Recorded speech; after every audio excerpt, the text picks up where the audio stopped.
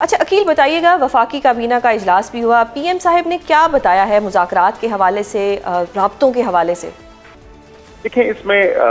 देखने की जरूरत ये है कि हमारा डे वन से जो स्टांस है, जो हमारा मौकफ है पहले दिन से, वो एक बड़ा प्रिंसिपल स्टांस है और उस पर हमने डी एस्केलेट और डायलॉग की बात की है। और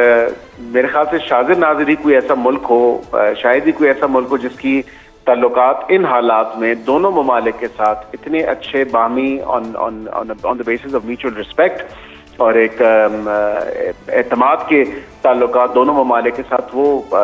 आपको मेरे ख्याल से पाकिस्तान के अलावा तो कोई ऐसा मुल्क नहीं जिसकी ऐसी सिचुएशन हो। अब यहाँ पे तमाम तर मामला ये है कि एक कांस्टेंट एंगेजमेंट जरूर की है। प्रेसिडेंट पेज़ेश्कियान के साथ भी जो है बातचीत जो वज़ीर आज़म साहब की हुई, और उसके अलावा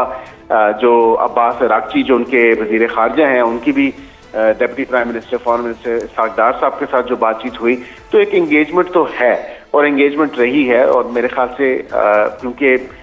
सबसे बड़ी बात यह है कि हम इस पे जो एक 900 किलोमीटर का बॉर्डर हम शेयर करते हैं ईरान के साथ, हमारा हमसाया मुल्क है, तो उसके लिए जाहिर बात है कि इस खित्ते में एक देर पा अमन कायम करने के लिए और एक कंस्ट्रक्टिव डायलॉग के लिए, मीनिंगफुल डायलॉग के लिए मैं समझता हूँ कि ये किरदार बिल्कुल ज़रूर हम अदा कर सकते हैं और हमें करना भी चाहिए, लेकिन प्रोवाइडेड कि दोनों फरीकैन जो हैं इस पर आमादा भी हों और इसको एक्सेप्ट भी करें। चलें, अगर हम पॉजिटिव सोचें कि कुछ हो जाता है, मुज़ाकरात की टेबल पे आ जाते हैं, पाकिस्तान क्या तैयार है होस्ट करने के लिए? और हमारी तैयारी पूरी है, हमने कोई ड्राफ्ट बनाया है?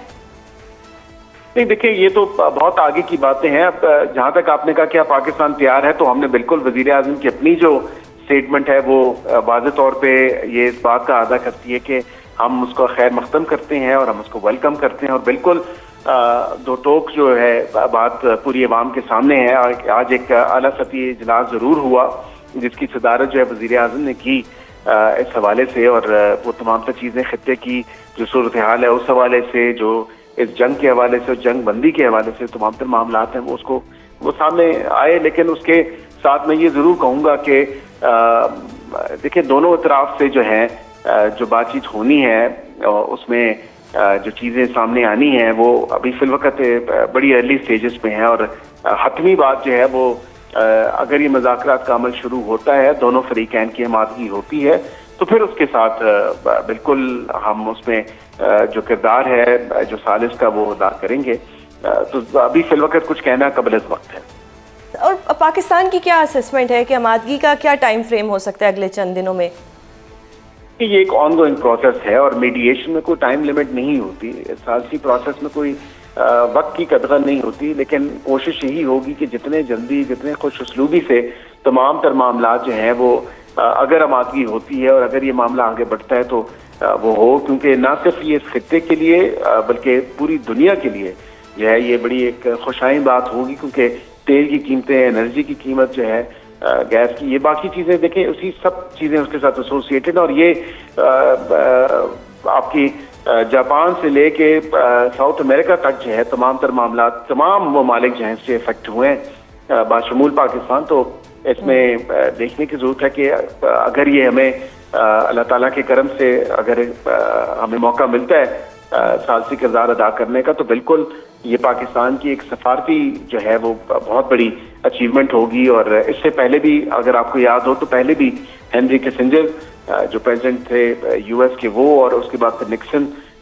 तो चाइना और यूएस के दरमियान भी हमने ये सालसी का किरदार अदा पहले किया। तो अकील, जो हमारा एक पड़ोसी है, जो दुश्मन है हमारा, भारत की मैं बात कर रही हूँ, उनकी तो चीखें निकल गई होंगी, क्योंकि उन्होंने तो एक इंप्रेशन दिया था कि पाकिस्तान ने कोई जंग शुरू कर दी थी उनके साथ, हमारी तरफ से कोई हमला हो गया था। लेकिन अब जब ट्रंप ने हमारी बहुत दफ़ा तारीफ़ें की, आज रीट्वीट भी कर दिया, तो वहाँ पर तो इस वक्त मेरे ख्याल से कोई तूफ़ान आया हुआ होगा, वहाँ पर तो एक मातम मचा हुआ होगा कि ये क्या हो रहा है, पाकिस्तान इतना ज़्यादा कामयाब होता जा रहा है। जी बिल्कुल, आपने दुरुस्त कहा, और वहाँ पे वाक़तन एक सफ़े मातम है और वो अपना सर खुजा रहे हैं कि पाकिस्तान जो है वो अल्हम्दुलिल्लाह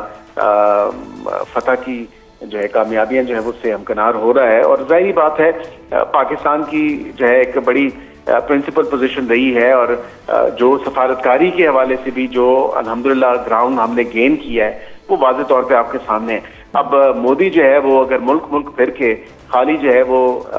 एम्प्टी जो क्लेम्स अगर करेगा, खाली दावे ही करेगा इस हवाले से कि my dear friend, my dear brother, तो वो उससे कुछ हासिल उसूल तो नहीं हुआ। यह ऐसी बेतुकी और बेहुदा किस्म की फिल्में बनाएगा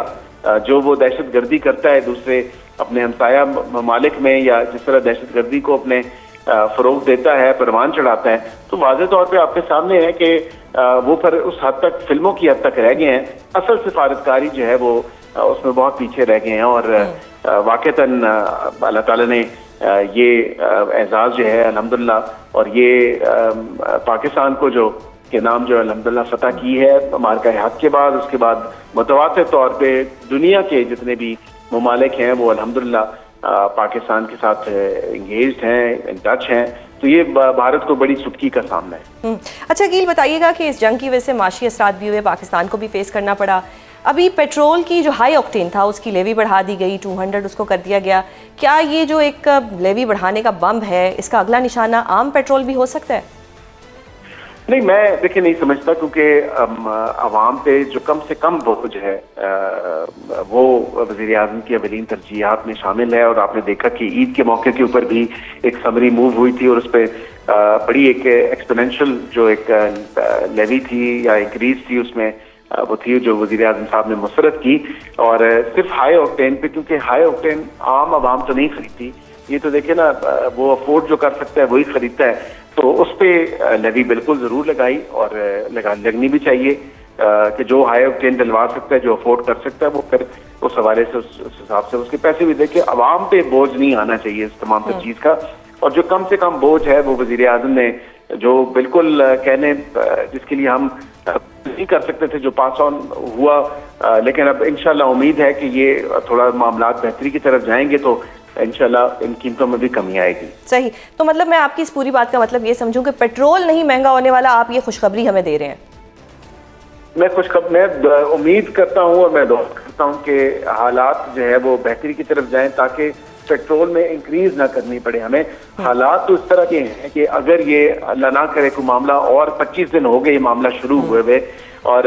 ये अगर जंग बंदी नहीं होती तो फिर जाहिर बात है उसका इफेक्ट पेट्रोल की कीमतों में जो है वो इजाफा तो होना है। लेकिन हमारी कोशिश ये होगी कि मामला जो है वो अल्लाह करे कि जल्द जो है खुशअस्लूबी से मामला तय पे आ जाए, ताकि पेट्रोल की कीमतों में कोई फर्क ना पड़े और फिर हम पेट्रोल की कीमतें जो इंक्रीज हुआ भी है उसको रिड्यूस कर सकें। सही, चलें अब थोड़ा सियासी फ्रंट की बात करते हैं। इमरान खान साहिब का एक चेकअप होना था, उनको एक 3rd डोज लगनी थी, वो पिम्स हॉस्पिटल में लगाई गई। बड़ा सीक्रेसी के साथ ये सब कुछ हुआ, फैमिली को दोबारा इन्वॉल्व नहीं किया गया। ऐसा क्या रीज़न था कि आपकी जो हुकूमत है वो फैमिली को नहीं बताती? और पीटीआई ने भी शिकवा किया कि जी हमें फिर नहीं बताया। नहीं, ऐसी बात नहीं है सुजैन साहिबा, आपके सामने है कि ये तारीख तो सबको पता थी, बाशमूल उनकी बहनों से, उनकी पार्टी के लोगों को, उनके जो दीगर डॉक्टर्स जिनसे ब्रीफिंग ली उनको, क्योंकि महीने का टाइम था और महीने की डेट्स जो कैलकुलेट करनी। और पिछली दफा भी आपको याद होगा कि वाज़ेह तौर पर उन्होंने कहा ये तो डेट हमें हुकूमत ने पहले ही बताई थी।